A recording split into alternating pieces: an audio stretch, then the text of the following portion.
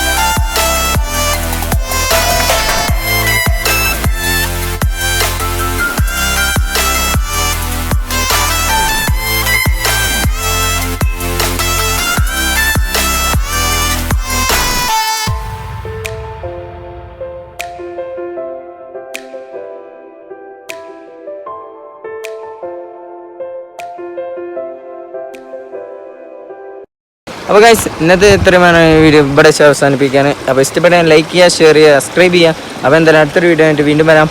By.